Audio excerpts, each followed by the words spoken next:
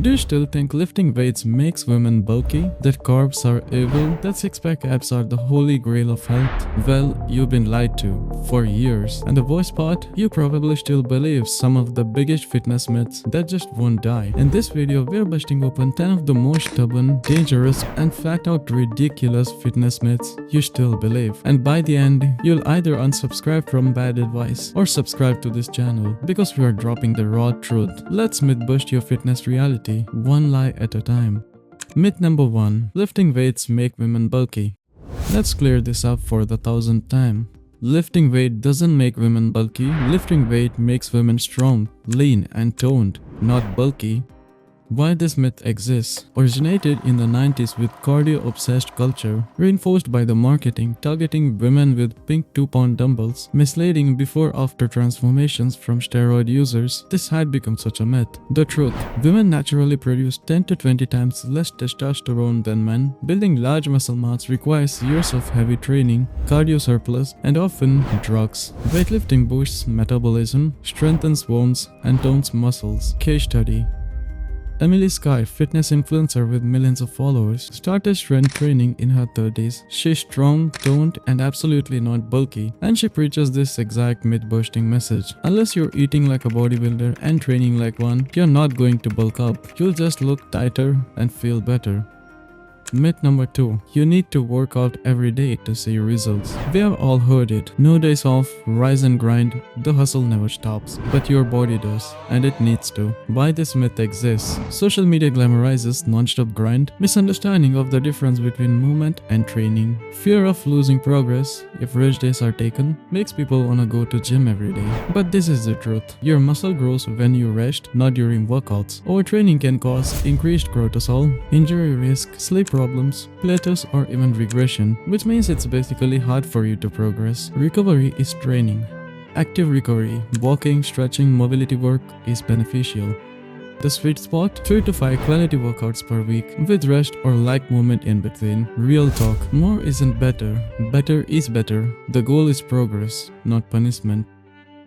Myth number 3. You can target fat loss. There is sport reduction. Let's obliterate one of the most frustrating fitness lies ever told. You cannot, I repeat, you cannot target where your body loses fat. So why does this myth exist? Infomercial and problem area marketing. Products like ab belts, thigh toners, or creams that melt body fat. But this is the truth. Fat loss occurs systematically, not locally. Genetics determine where your fat is lost first and last. You can strengthen a muscle group, but that doesn't mean you'll lose of fat above it. And this is what actually works. Calorie deficit through diet plus total body movement. Strength training builds lean mass, increases metabolism. Consistency is greater than these tricks. Don't fall for these arm fat burner workouts, belly slimming detox days, machines that shake your belly. These are just stupid.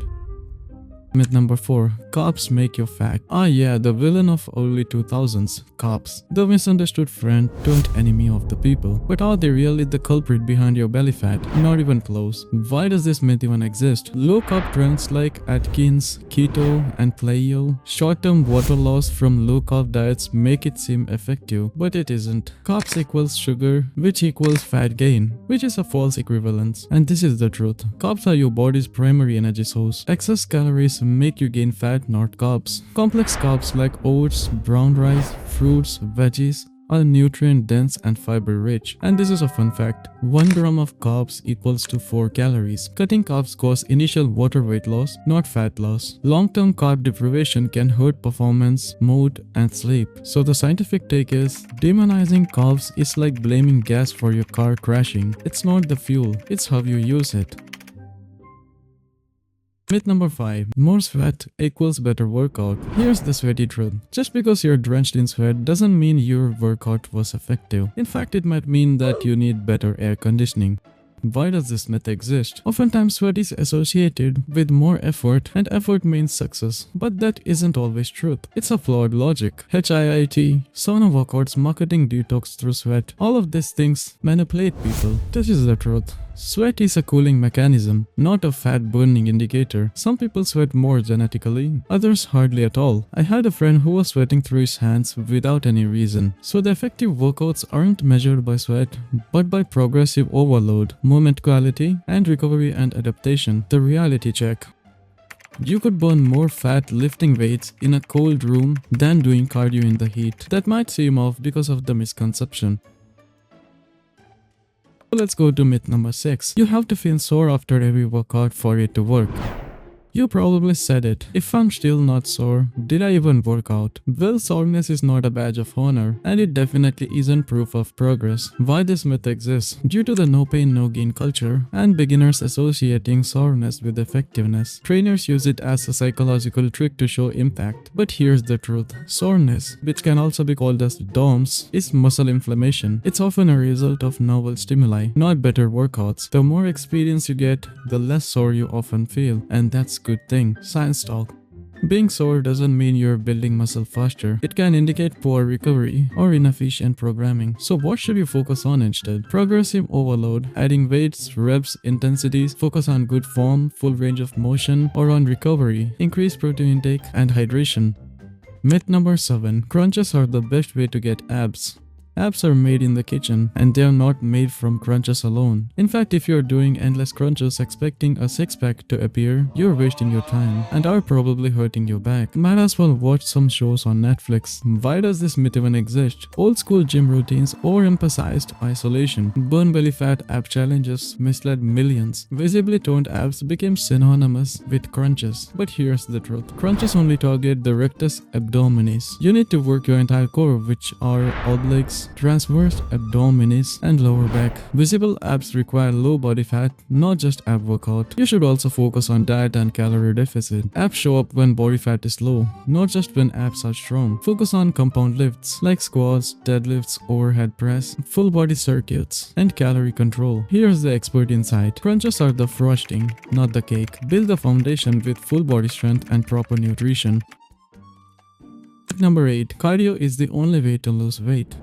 We get it, cardio feels like punishment, but is it the golden ticket for fat loss? No, not really, and certainly not the only way. Why does this myth exist? Cardio burns immediate calories, easy to track, so people think that they have lost a lot of calories today. Fitness classes often market weight loss through cardio, and weight loss shows up faster in cardio newbies, just like a fat person getting impressed by how much weight he has lost in just 1 week of cardio. But as the time progresses, if he doesn't change his diet, the intensity of him losing body fat will reduce. And here's the truth. Weight loss only comes through calorie deficit. Cardio burns calories, but strength training builds lean muscle that burns calories all day long. Just imagine you're working on your computer, but your body is still burning fat. Isn't that crazy cool? Cardio without muscle building makes you skinny fat, and that does not look appealing. So how do you increase metabolism? Strength training increases resting metabolic rate, and excess cardio can trigger muscle loss if paired with low calories. So this is the balanced approach to this. Mix strength training with conditioning, best of both worlds. Try 3 strength days and 2 cardio sessions per week, or maybe just 20-minute cardio before your workouts is good. It can warm up your body and help you lose some calories.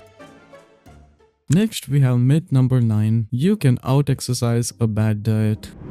Have you seen a fat guy in the gym who says that he works out very much and does a lot of cardio so he can basically eat anything? But remember, he's still fat. Why? Let's be real, you can't outrun a fog. And if you think an extra 30 minutes on the bike cancels out that triple cheeseburger, you're setting up for failure. Why does this myth exist? Fitness apps show calories burnt, which is misleading. Cheat meals are glamorized by fitness influencers, and some people take those cheat meals every day. People equate visible sweat with calorie balance. So here's the truth. One fast food meal may contain 1200 to 1800 calories. One intense workout may equate to 300 to 600 calories burnt. So you'd have to run a half marathon to burn off a single binge meal. Here's weight management. 80% of fat loss comes from nutrition. Exercise is great for health, strength, metabolism, but it's not magic. Here's a smart strategy for you. Track intake with apps like MyFitnessPal or Chronometer. Focus on protein plus fiber-rich meals. Eat like you train, with purpose.